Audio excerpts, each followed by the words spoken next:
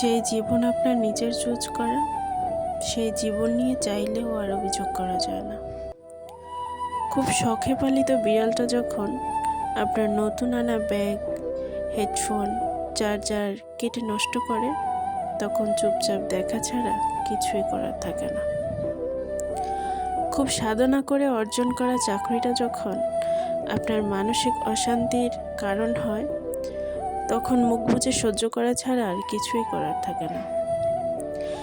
নিজের ইচ্ছে দেশ ছেড়ে বিদেশ এসে বিদেশের নামে কমপ্লেন করা যায় না। হয়তো কাছের দু একজনকে বলা যায়, তবে ওই দু একবার, এরপর হয়তো তারাও বলে বসে, জানতামই এমনটাই হবে। ম্যাচুরিটি জিনিসটা খুবই ভয়ঙ্কর। একবার কারোর মধ্যে ইনস্টল হয়ে গেলে আর আনইনস্টল করার সুযোগ থাকে না। তখন আর চাইলেও ছোটবেলার মতো চিৎকার করে বলা যায় না, এমন কেন হলো, এমন তো হওয়ার কথা ছিল না, আমি তো এমনটা চাইনি, কেন হলো আমার সাথে এমনটা, আমি কখনোই এটা মেনে নিব না, আমি কখনোই এটা মানতে চাই না। যে জিনিস আপনি নিজের ঘরে ডেকে আনেন, সেই জিনিস খারাপ হলেও একান্তই আপনার, সেটা কখনোই ফেলে দেওয়া যায় না। হয় সেটাকে আপনার যত্ন করে গুছিয়ে রাখতে হবে, না হলে বয়ে বেড়াতে হবে, কিছুই করার থাকে না।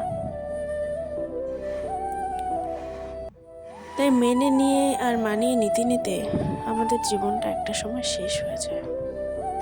একটা সময় আমরা অভ্যস্ত হয়ে যাই এই জীবনের সাথে। তখন না আর ব্যথাটা ঠিক অনুভব করতে পারি না। তখন মনে হয় এটাই হওয়ার ছিল, এটাই তো নিত্যদিনের ঘটনা আমাদের সাথে ঘটে যায়। তখন আর কষ্টটা ঠিক বোঝা যায় না যে ভিতরটা ঠিক কতটা আঘাত দিচ্ছে।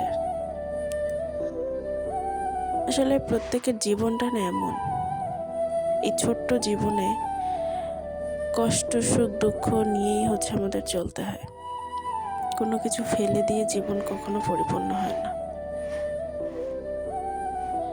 আপনার শখের জিনিস যদি আপদও হয়, সেটা মেনে নিতে হয় এটা ভেবে যে এটা তো আমারই, আমার মেনে নিতে হবে, ফেলে দেওয়া যাবে না।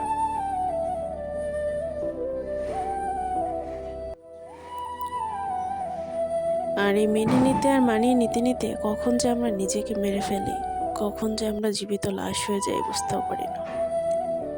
এই অভ্যস্ততায় কেটে যায় পুরো একটা জীবন।